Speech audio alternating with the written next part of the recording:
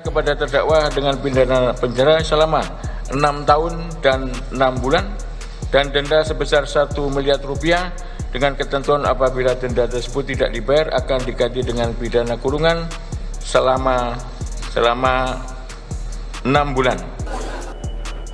Kalau sudah jelas melanggar, jelas mengakibatkan kerugian triliunan, ya semua unsurlah.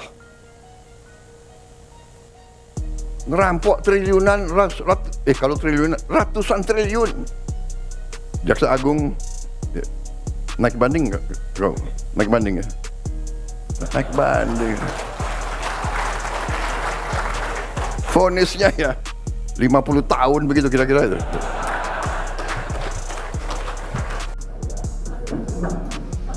Kami sangat responsif terkait dengan pernyataan beliau, ya, pernyataan Bapak Presiden yang menyatakan bahwa vonis atau putusan pengadilan terkait dengan terdakwa HM yang masih sangat begitu ringan dibanding dengan tuntutan yang disampaikan oleh penuntut umum. Oleh karenanya kami berkomitmen dan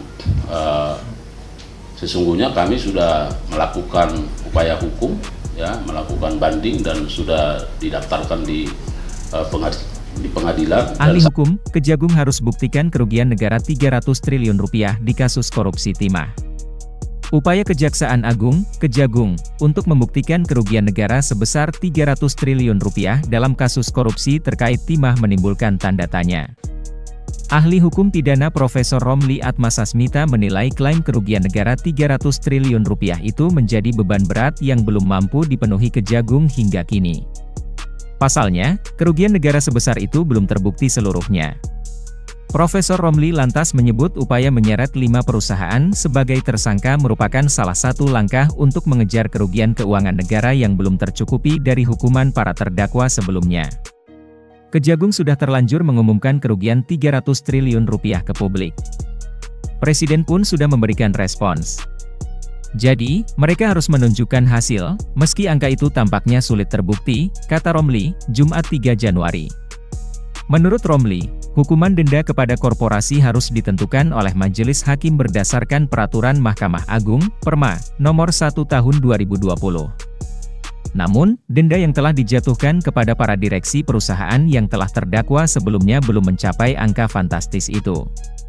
Jaksa boleh saja hitung seenak jidatnya, semau-maunya dia, boleh, tetapi hakim sudah punya patokan.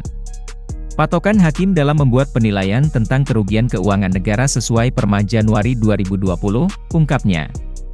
Sementara itu, Ahli Manajemen Hutan Institut Pertanian Bogor, IPB, Profesor Sudarsono Soidomo menyebut perhitungan 300 triliun rupiah tersebut didasarkan pada data yang tidak valid. Angka 300 triliun rupiah itu lebih menyerupai potensi kerugian, bukan kerugian real.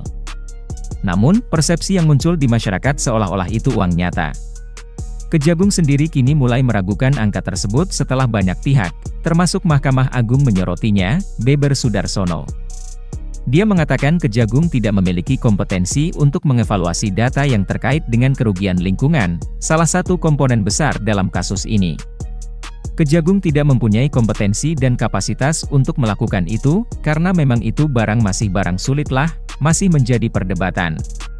Menghitung kerugian lingkungan itu masih bahan perdebatan di antara para ahli, paparnya. Ego Kejagung dan tekanan publik. Adapun langkah Kejagung untuk menetapkan 5 perusahaan sebagai tersangka juga dianggap sebagai bentuk paksaan akibat tekanan publik. Menurut Romli, selain dugaan korupsi, Kejagung turut menambahkan tuduhan tindak pidana pencucian uang (TPPU) untuk mengejar aset-aset perusahaan tersebut.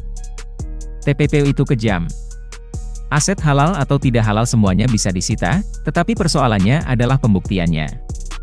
Jika data awalnya sudah bermasalah, bagaimana mereka bisa membuktikan kerugian sebesar 300 triliun rupiah, tegas Romli. Langkah Kejagung yang terkesan terburu-buru ini justru berpotensi menimbulkan disparitas hukum. Romli mengingatkan Perma Nomor 1 Tahun 2020 dirancang untuk mencegah adanya perbedaan besar dalam putusan denda antar perusahaan. Jangan sampai ada yang didenda triliunan, sementara yang lain hanya ratusan juta. Itu akan menimbulkan masalah keadilan, tambahnya. Baik Romli maupun Sudarsono sama-sama menekankan pentingnya profesionalitas dalam penanganan kasus ini. Menurut Sudarsono, Kejagung sebaiknya fokus pada angka yang benar dan adil daripada mengejar angka besar yang sulit dibuktikan. Harusnya Kejagung mendengarkan ahli lain.